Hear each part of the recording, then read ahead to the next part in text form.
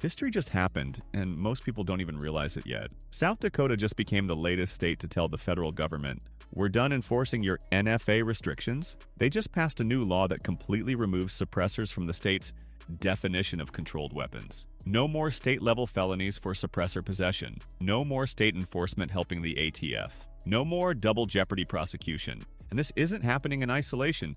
This is part of a nationwide rebellion against the NFA that's gaining momentum right now. Texas did it with short-barreled rifles. Tennessee followed. And now South Dakota is leading the charge on suppressors. While federal courts are challenging whether the NFA can even survive after Congress eliminated the tax, states are saying, "We're not waiting for the courts. We're removing our restrictions right now." So let's break down what South Dakota just did, why this is a game changer for the suppressor freedom movement, and what this means for the larger battle to dismantle the remaining NFA restrictions across the entire country.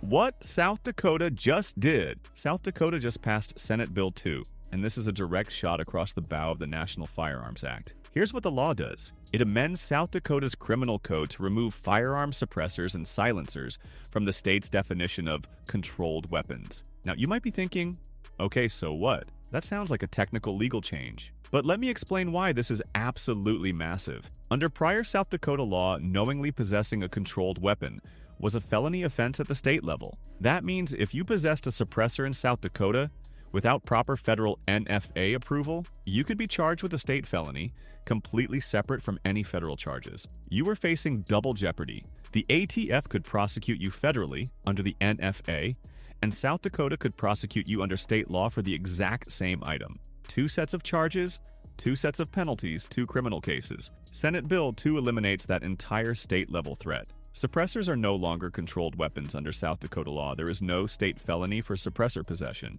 There is no state-level criminalization tied to owning a suppressor.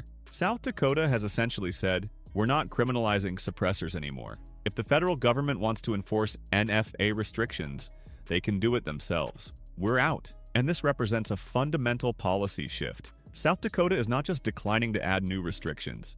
They're actively removing existing restrictions from their criminal code. They're stripping away the state-level enforcement infrastructure that has been helping the ATF for decades. The Texas and Tennessee precedent. Now, South Dakota didn't come up with this idea in a vacuum. They're following a template that Texas and Tennessee have already successfully implemented for short-barreled rifles and shotguns. Let me give you the background. Texas passed House Bill 2705, which became known as the SBR Freedom Bill. That law removed short-barreled rifles and short-barreled shotguns from Texas's prohibited weapons statute. Texas changed their state definition and removed the requirement that these items had to be federally NFA registered to avoid state prosecution. Essentially, Texas said, "We're not mirroring the federal NFA at the state level anymore. We're not helping you enforce this." Tennessee did something very similar. They removed state-level SBR and SBS restrictions, telling the federal government the same thing. If you want to enforce the NFA, that's your job.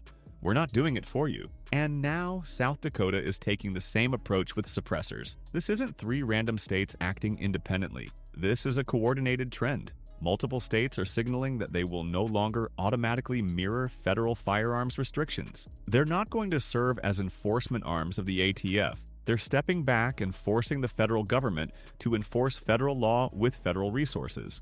And the timing of this is critical because it's happening right as the constitutional foundation of the NFA is under attack in federal court. The federal lawsuit context. Here's why the timing of South Dakota's law matters so much. Right now, there are multiple federal lawsuits challenging the remaining NFA restrictions after Congress reduced the NFA tax to $0. The argument these lawsuits are making is simple but powerful. The original constitutional justification for the NFA was Congress's taxing power. The Supreme Court in the 1930s upheld the NFA because it was framed as a tax statute, but Congress just eliminated the tax.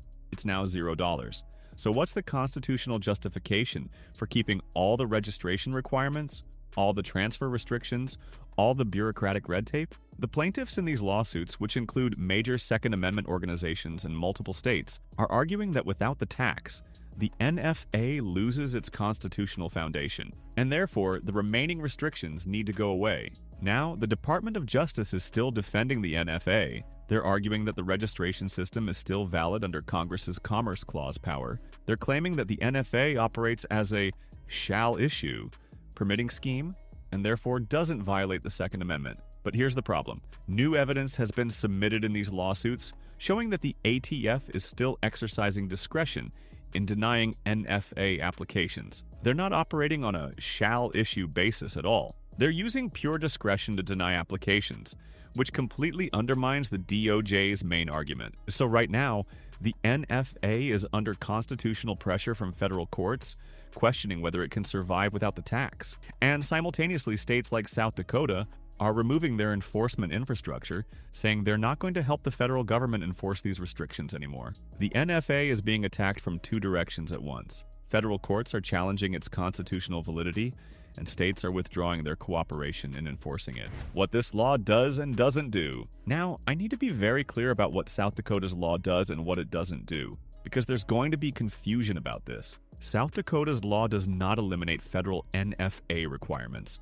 The federal law regulating suppressors still exists. Suppressors remain regulated under the NFA even in South Dakota. If you're in South Dakota and you want to possess a suppressor, you still need ATF approval. You still need to comply with federal registration requirements, even with the $0 tax. South Dakota's law does not erase federal law. The ATF can still enforce federal NFA violations in South Dakota. So what does this law actually accomplish? It eliminates the state-level criminal liability.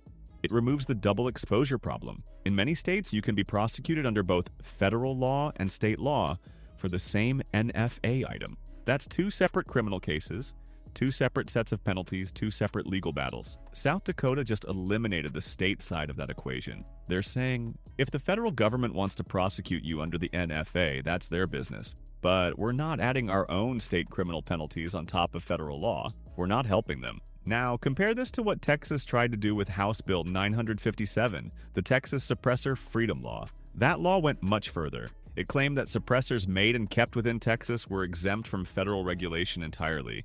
South Dakota is not going that far. They're not telling federal agents what they can or can't enforce. They're simply removing state criminal penalties.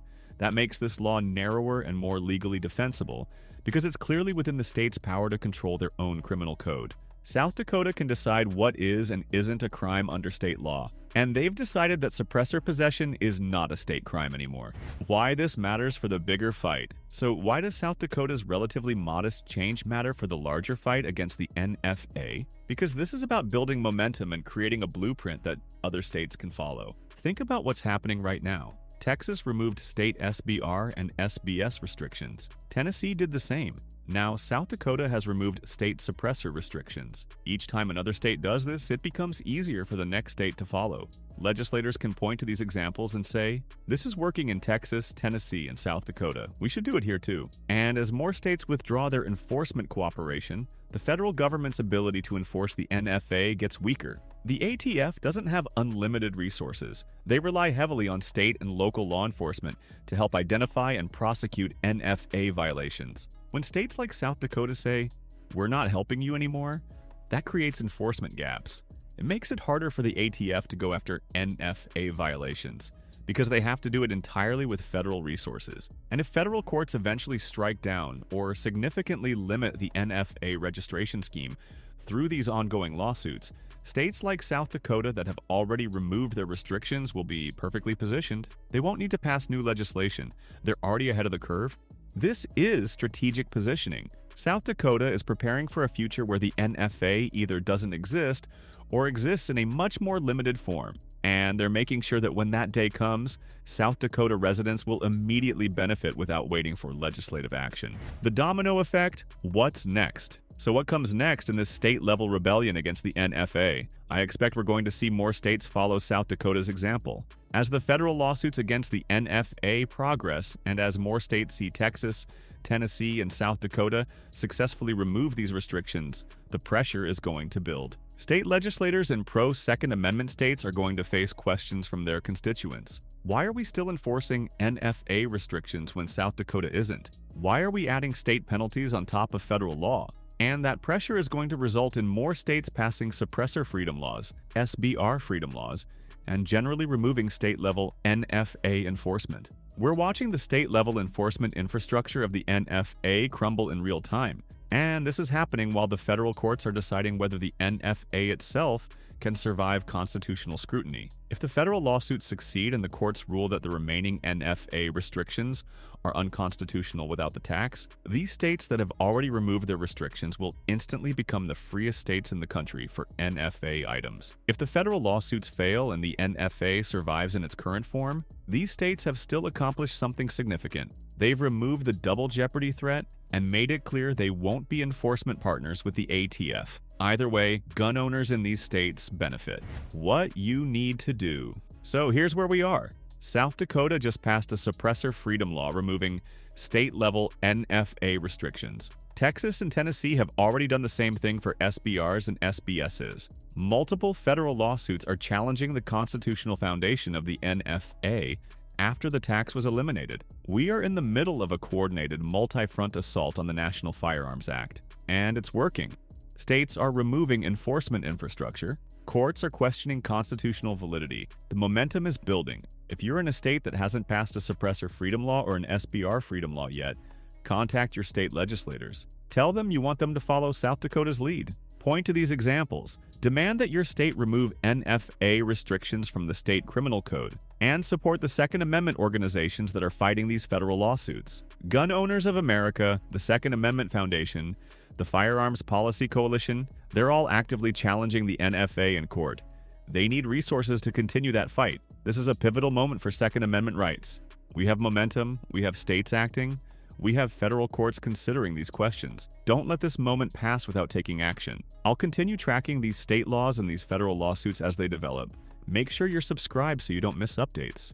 If you found this breakdown valuable, hit that like button, drop a comment, and share this with other gun owners who need to know what South Dakota just accomplished. As always, thank you for your support and for standing up for Second Amendment rights. Remember, this nation was built by armed scholars, and this nation will be maintained by armed scholars.